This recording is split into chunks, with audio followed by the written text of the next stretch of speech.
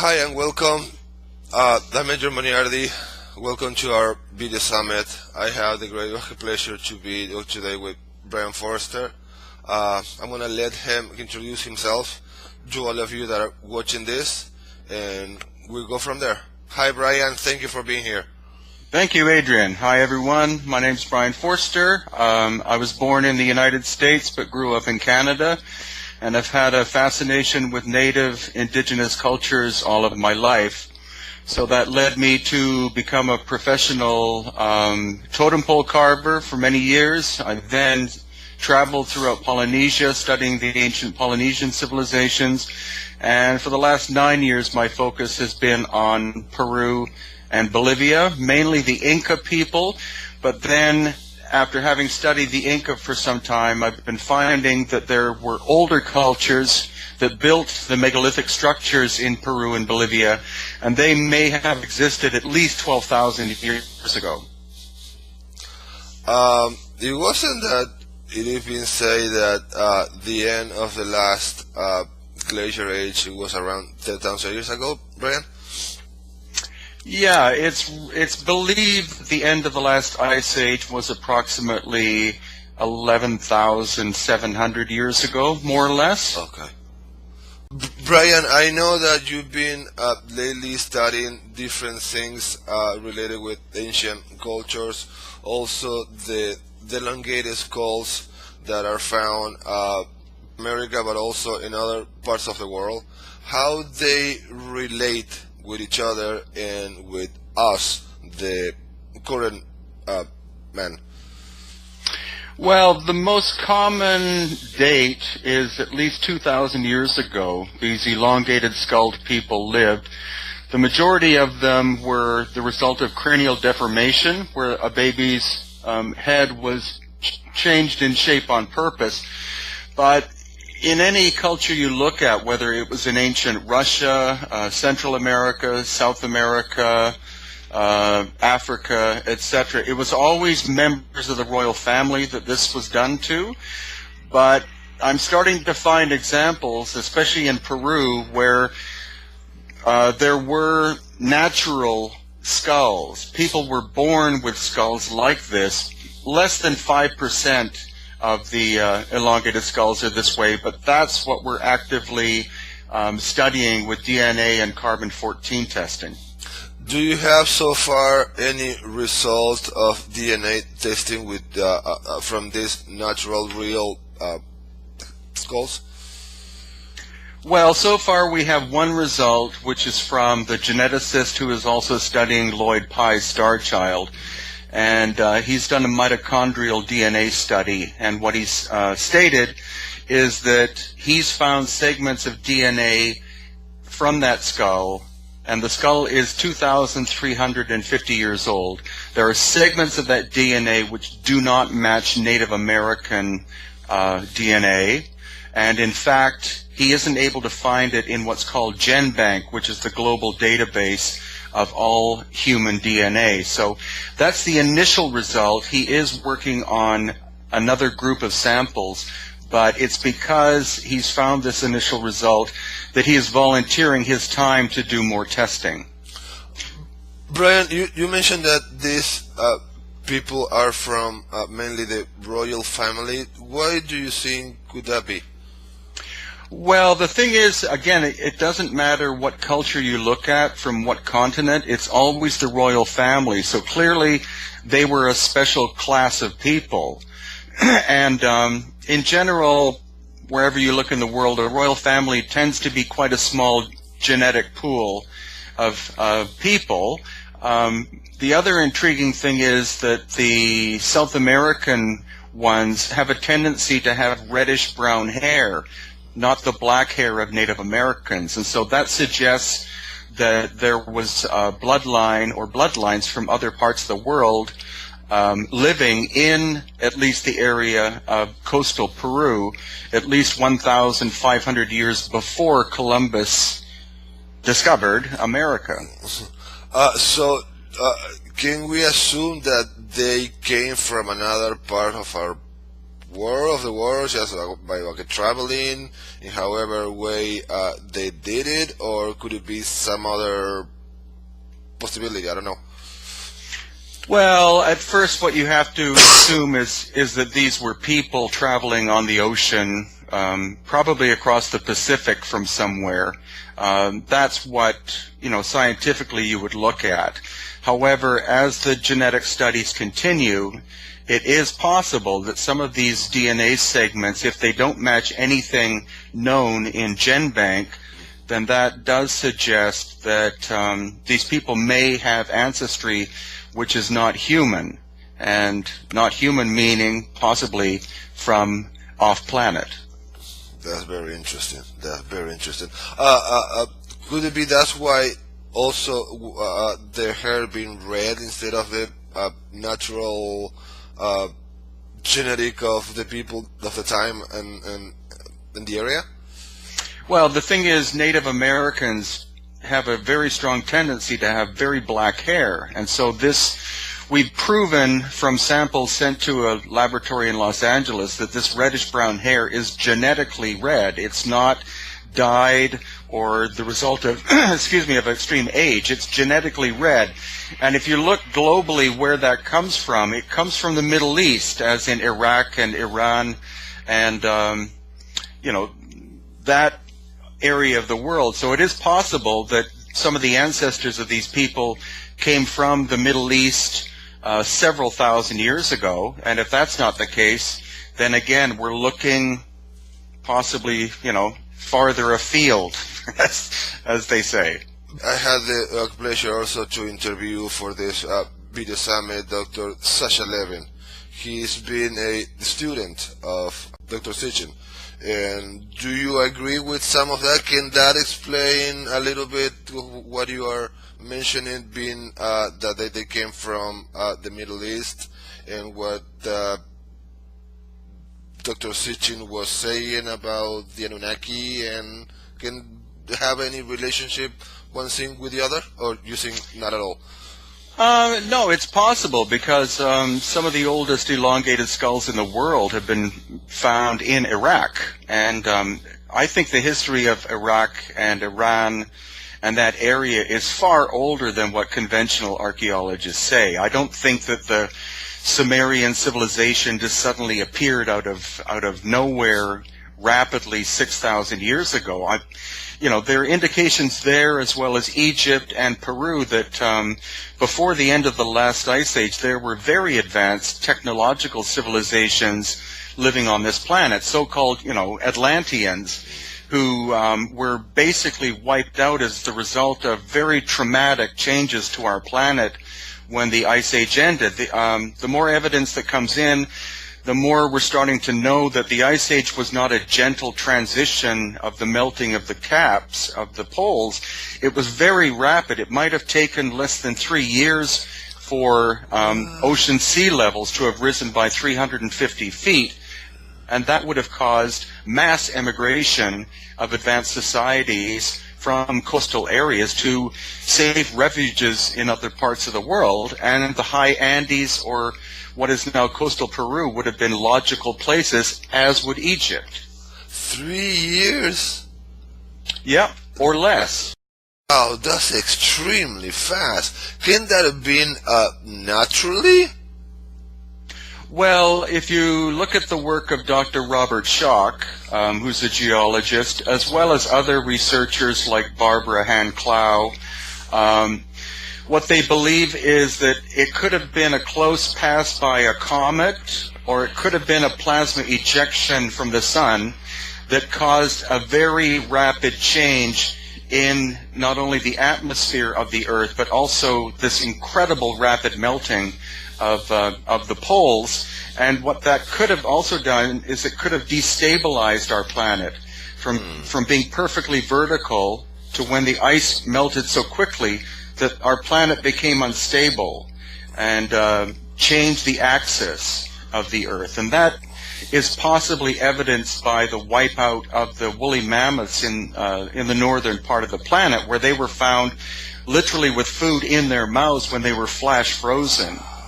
So that could have wiped out the majority, not all people, but the majority of people, and plunged us into darkness. There would have been an almost complete loss of ancient information because these people would have been refugees desperately trying to survive. And so the knowledge could have easily become mythology. So what we're looking at now is trying to decode the mythology and find the reality behind it. Wow, that's so fascinating. Brien, do you think that this royal family that looked differently could be somehow responsible of some of the construction buildings that have been in South America, Bolivia, Peru, the Inca, and Egypt related, or they are two completely different cultures that they have divine inspiration, however you want to say it, to build these structures?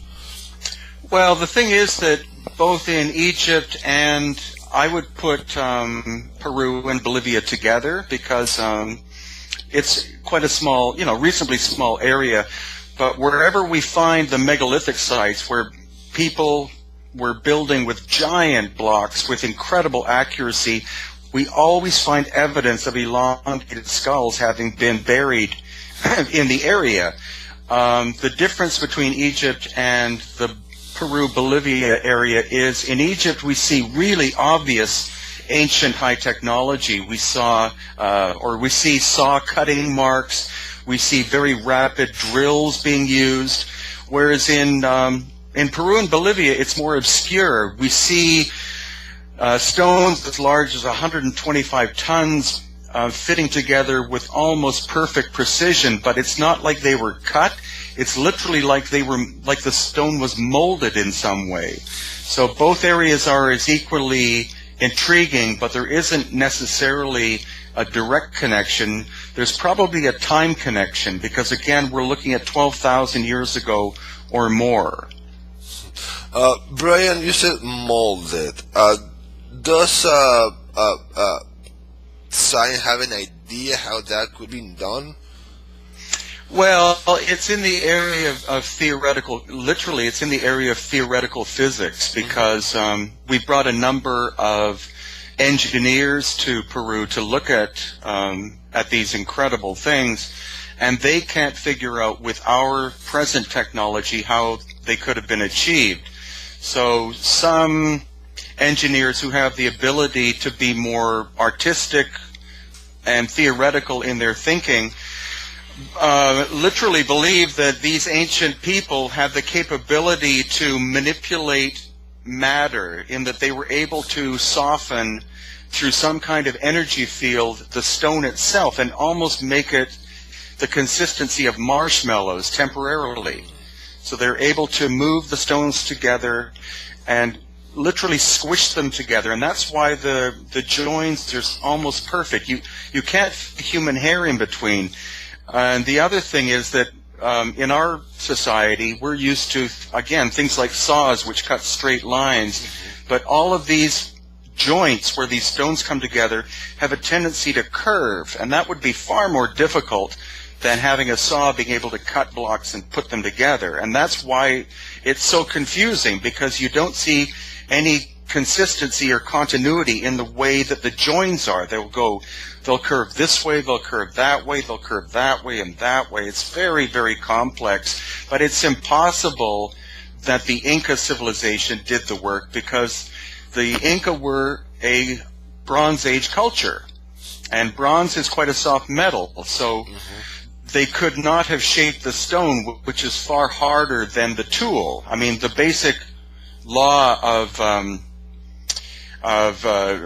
using tools is that the tool tends to have to be harder than the material you're cutting. So you have steel to cut wood, but in this case you have the Inca who had bronze, and bronze cannot shape hard stone like basalt, and that's exactly the case as well in Egypt, because again they were a Bronze Age culture, but they were a Bronze Age culture supposedly after the Great Pyramids were made, which makes it even more impossible. So I think The basic story is, I think, the famous cultures such as the dynastic Egyptians, or in the case of South America, the Inca, they inherited these incredible works. They were not the makers, but most academics attribute the great structures to them. But we're starting to disprove that that is a possibility. So, based on what we know from mainstream science so far up to now, the way that humanity, we are told, devolved to that point of history. Traditional humans didn't have any way to build that, right? But to make that. No, I think at this point we can say it's impossible. I mean, for example, the Great Pyramid is made up of multi-ton stones. There are 2.3 million of them that make up that one structure. And so conventional Egyptologists say that, the Great Pyramid could have been built over the course of 20 years, but that means that each one of those 2.3 million limestone blocks would have had to have been cut, shaped, moved, and put into place every 2.3 minutes based on a 12-hour day over 20 years. Now, that's impossible. So the slave idea of, that the slaves were doing the work, is also silly, because slaves wouldn't have a tendency to be fine craftsmen. They would just be, basically whipped to do the work. And that's why we're bringing in geologists and other experts, stonemasons and other experts, to look at these things and give us their opinion, because to leave it solely in the domain of conventional archaeology is really not satisfactory. You need a multidisciplinary approach. Of course. A number of experts coming together, giving their opinion, and then from that you glean a realistic story.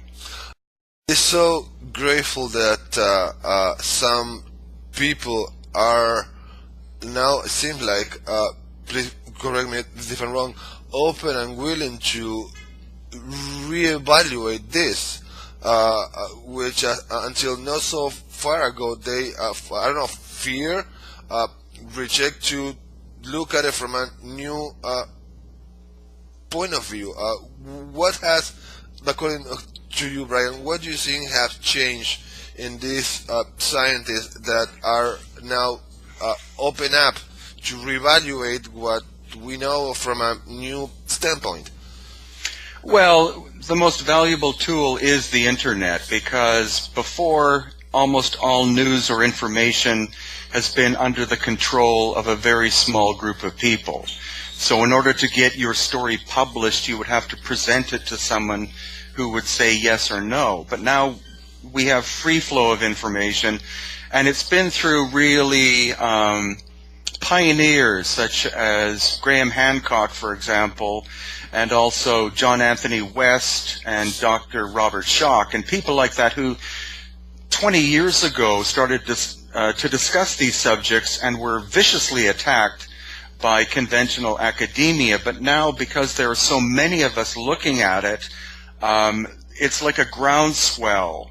And that's the reason also mainly why we do our tours in Egypt and Peru and Bolivia, is to expose this to as many people as possible. Of course, they're allowed to make up their own minds, but when you see a precision drilled hole through a block of granite that clearly was done many thousands of years ago, and was not done like that, especially when you have engineers look at it and say, whatever tool was cutting through this block of granite was moving at least twice as fast as a 21st century drill, then you have to say that there was an advanced technological civilization in Egypt several thousand years before the existence of the dynastic Egyptians. Wow, that's fascinating. Brien, I mentioned within my group in Facebook that the possibility that we're talking. Now remember, a guy asked me personally if I could ask you a question from him.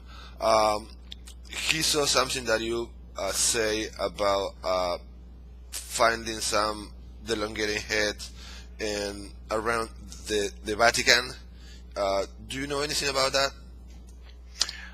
No, the only thing I know about that is that there was a TV show that interviewed me and used some of my photographs and video from Peru, Okay. and they insinuated that that skull was from was hiding in the Vatican, and that's if that is the show referred to, that's not the case. Maybe. That is a Peruvian skull. Maybe what the show was trying to say is something like this is in the Vatican, Okay. but not directly. No. Okay.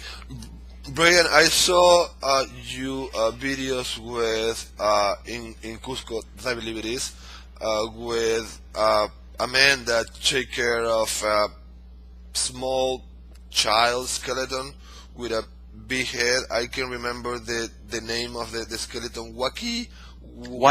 Yeah. Yes. What can you share about that kid? I don't know how to say it. Well, that is the strangest specimen so far that I've been able to see many, many times. I've also been to the gravesite where it was found, or actually where she was. We know genetically that it was a she, and she lived at least 1,000 years ago, but we have to carbon-14 test. But I've shown that skeleton in person to a number of doctors and dentists, and also nurses and other healthcare professionals, and they all just look and go, they can't comprehend what it is they're looking at, because none of them can identify a disease which would cause the skull to be literally the size of the torso, which is the case. I mean, it is massive in proportion to the body. And the other thing is that the teeth are developed to the point of what would be a 7-year-old child, but the fontanelle, which is the hole or gap on the top of the head, is that of less than a 2-year-old. So that one actually right now is being tested genetically by a laboratory in Texas, and as soon as I get the results from that, I will tell everyone about it. But that is the strangest humanoid skeleton that I personally have seen, and luckily I have almost exclusive access to it. It's in a tiny museum outside, about an hour's drive outside the city of Cusco. Brian, I know that you are very cautious about your personal view in these kind of things, but hearing you talking about the difference between their teeth and the age that is supposed to be, remind me immediately the little 11-inch bean that Dr. Greer showed on Sirius. I don't know if you are aware of it. That also their bones don't match with the age that is supposed to have according to their DNA test. Do you see any relationship between both cases, being the fact they are both completely different, but they seem to have some things in common, that in your case the teeth don't match with the age, and in the case of this small being the same, the development don't match the age that's supposed to have. Yeah, well, the thing is, in both cases, in the case of the Waikiki skeleton and in the case of the Atacama baby, that would require incredible, artistry for somebody to do a fake of either one. In the case of the Waikiki skeleton, there's no way it's a fake, because the man who found it simply found it abandoned as the result of tomb robbers. And so it's not a case where Hollywood has put this thing together. And from the photographs that I've seen of the Atacama one, it's an incredible natural-looking specimen.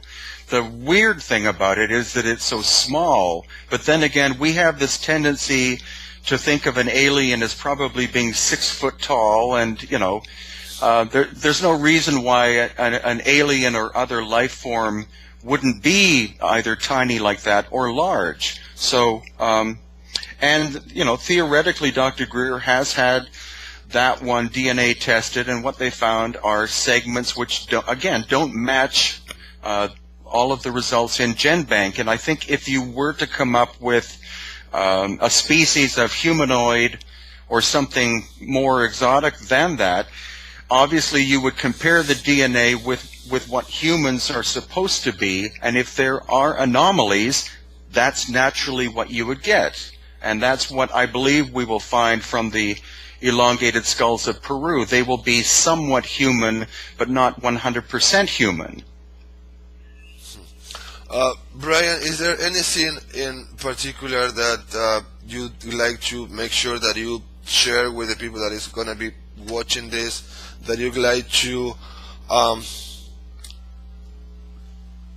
people to know, or to begin to consider at least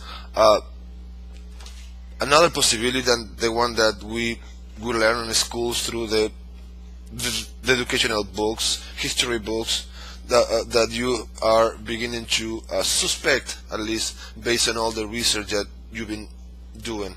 Oh, definitely. Well, there is a definite relationship between the elongated skulls and the enigmatic megalithic structures.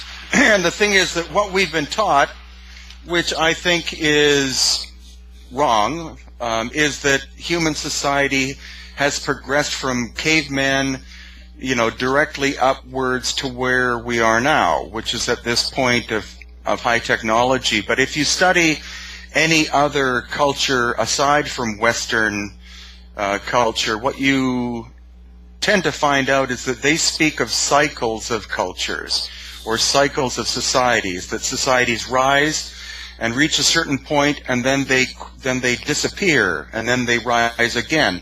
And again, there is mounting scientific evidence from many disciplines that the end of the Ice Age, approximately 12,000 years ago, was a very catastrophic event. And so it is very plausible that the only remainders we have from a once global civilization that was highly technologically advanced are the stone remnants, the stone buildings, because they stand the test of time. The humanity themselves, we're starting to find, again, through the elongated skulls and other artifacts, the presence of mysterious people from the very distant past. But it's the stone buildings which are still there. The great pyramids of Giza, the structures like Sacsayhuaman and other places like Pumapunku in South America. And also, it's important to look at the foundations of ancient structures in many places in the world. For example, in Athens, which I haven't been to, but if you look carefully at pictures of the Parthenon, you'll notice that the Parthenon is built on top of something far more ancient and complex, as well as Temple Mount in Jerusalem. There are structures, there are walls, and the remains of buildings in Jerusalem which are megalithic in size and could infer that Jerusalem and other sites in the Middle East are several thousand years older than what conventional history is telling us, back into the time of the so-called gods. And I think the gods, such as the Titans of Greece, were real living beings. It's just that because of the catastrophic events of 12,000 years ago, what was reality has become mythology. So it's a question of finding the evidence of the ancient past in order to enforce the idea that we are not the most sophisticated people who have ever existed, but that ancient ancestors were probably at least as sophisticated than we are, but we have lost the direct connection to them, and that's what we're trying to find now. We're going to Egypt in April with a group, and then right after that we'll be in Malta for 2 weeks.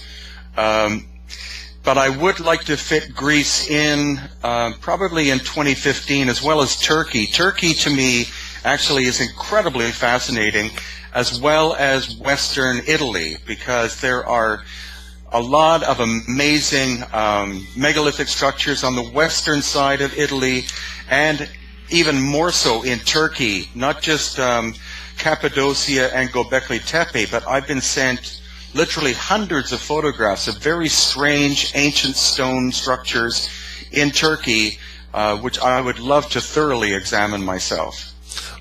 Brien, closing up, what do you think we haven't learned about this? Well, I think there has been control on a lot of levels. I think if you could control someone's knowledge of history, then you control their future. And we have depended too much on so-called experts in specific fields like archaeology to tell us the complete truth, whereas, again, it requires a multidisciplinary approach. When you're looking at a stone structure, you need geologists, you need stonemasons, you need archaeologists, and oral tradition experts as well to give their story or their take on anything. And from that, and engineers as well, from that you get a much more interesting story than what we've been conventionally told, and timelines can easily be pushed much farther back than what we've been told traditionally. Brien, how can people learn more about your work, more about you? How can they participate in what you're doing, visiting these places? The easiest way is my website, which is hiddenincatours.com. And I'm also on Facebook, Brien Foerster on Facebook. And I post pictures every day on Facebook because I find the social media an excellent way of spreading knowledge and information. And through that, I get a lot of pictures sent to me, which then I send back out. Because this is our collective human history, and all of these places belong to all of us. So it's our right to reclaim what is our history as a species. What is the next trip that you have in mind? Well, the next tour actually starts in 2 days. Oh, wow. So they can't join that one. We're doing Nazca, the elongated skulls of Paracas, Cusco, Machu Picchu, Tiwanaku, and Pumapunku. But I basically, if people look at my website, hiddenincatours.com, they'll see on the front page I list all of the tours for 2014. And people are very welcome to join me. And that's, I love, my wife and I love to do the tours not as a business, but as a way to bring people to these sites and expose them, physically to the evidence that there was a so-called Atlantean civilization that did exist. It's just we have to cut through the mythology of what Atlantis was and into the reality by physically touching the stones. And that experience of being on tour has transformed the minds of a lot of people from many different parts of the world.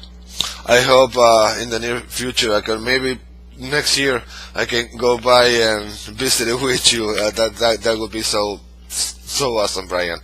Thank you, Brien. That